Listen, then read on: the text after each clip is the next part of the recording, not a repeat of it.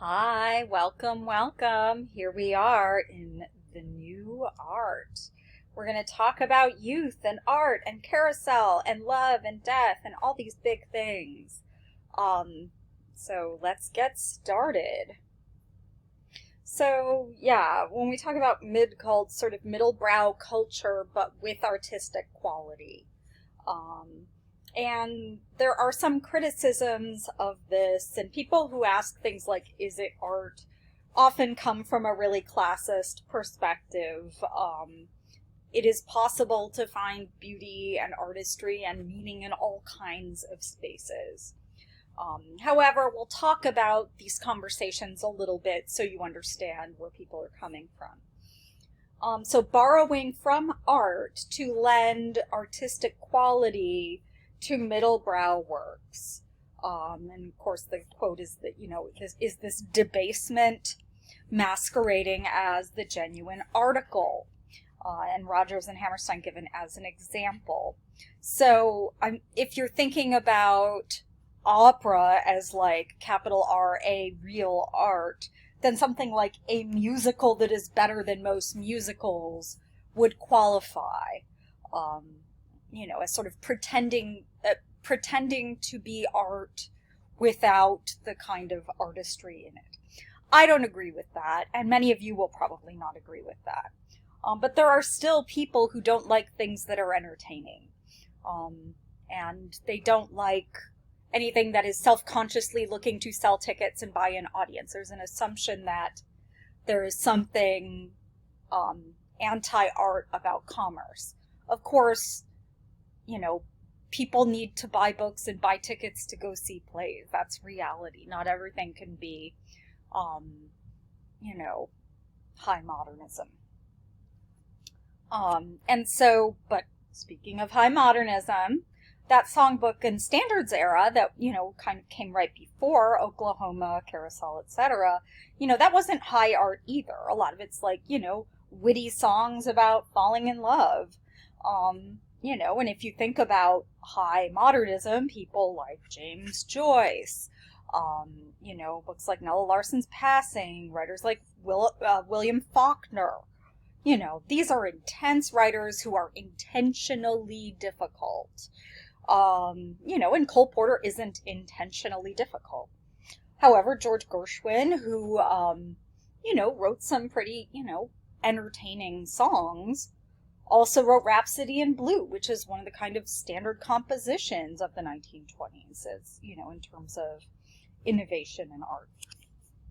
So the question of, is it art, is a question that people often ask to get a rise out of their respondent. And Rogers and Hammerstein have absolutely been elevated to art and became institutions, which MacDonald would have hated, but they're brilliant on their own terms. And you can go back through the book and kind of rehash this. It's around page 332. Number one, Rogers and Hammerstein explore people's limits, especially what they learn from transgressing him. In Oklahoma, we see this. Lori realizes maybe she's gone too far in accepting an invitation from Judd when she really likes Curly. Is she putting off the person she likes for a real reason, or is it, is something else going on there? Ordinariness has value.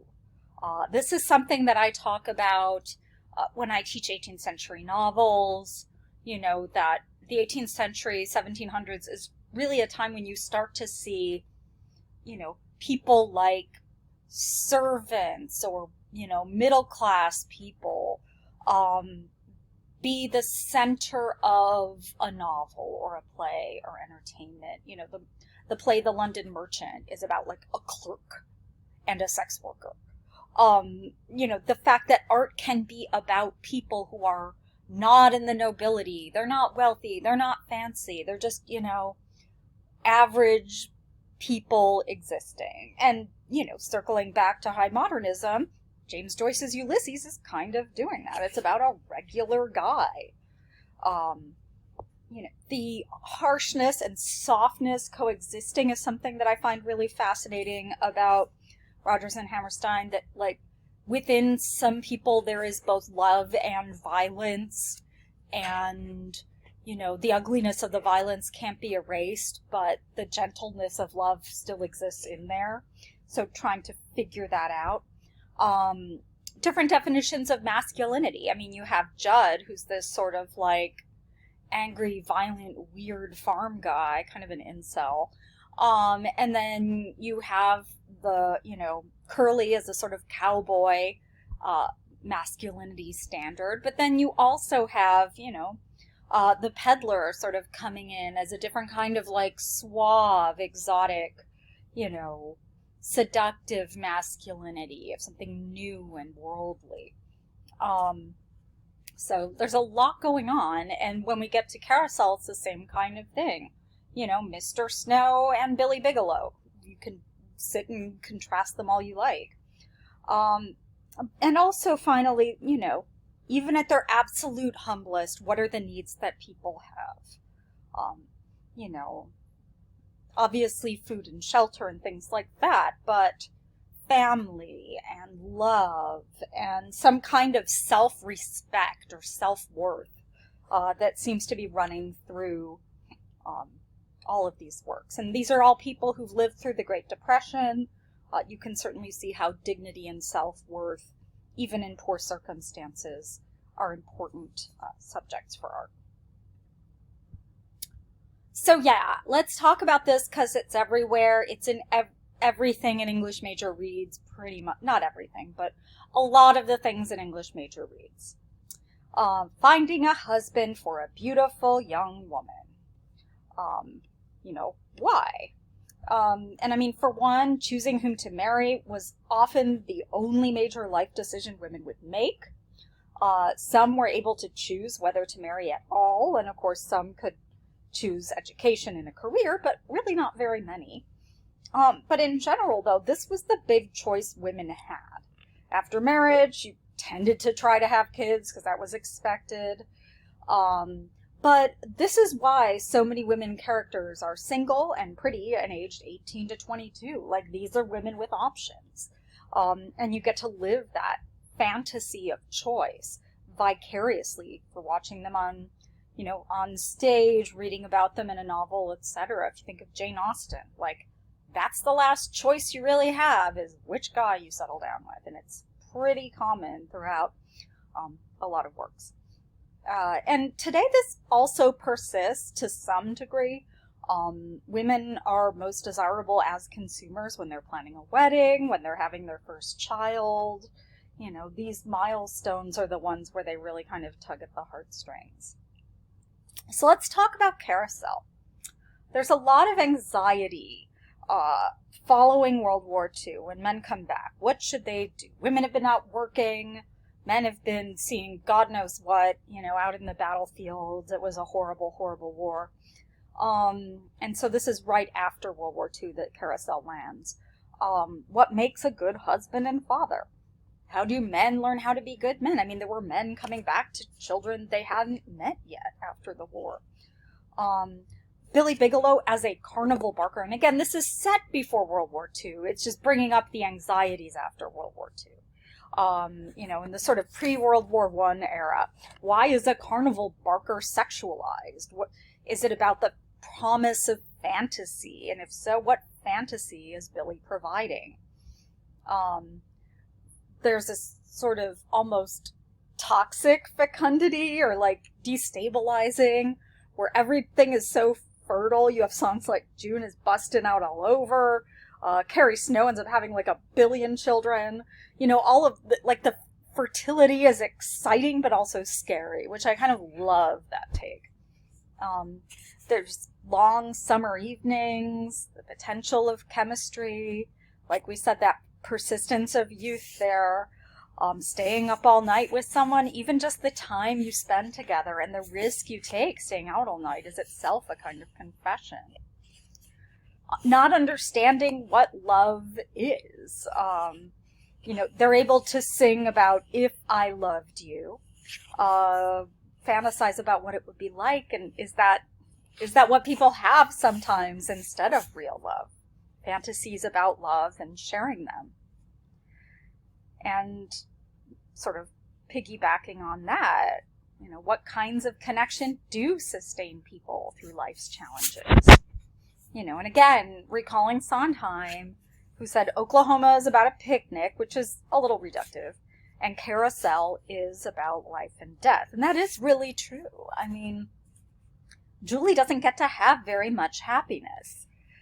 She marries Billy, and it's pretty bad, and she's left widowed and pregnant, and with him having a horrible reputation as a thief and a wife beater, which, obviously wasn't her fault.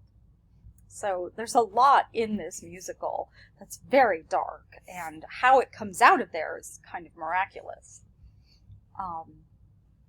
One bonus, if you want to check out that link there, it's kind of cobbled together, but who sang it best? The same lines from the song "I Loved You," "If I Loved You." You can hear different singers back and forth. Another kind of beautiful thing about this show is that the feelings of all of the characters are respected and everybody gets dignity. Carrie Snow she's just a little factory girl, she falls in love and he's kind of a dull guy. He's got a fishing boat and he's the best thing she's ever seen in her life. And she's so excited.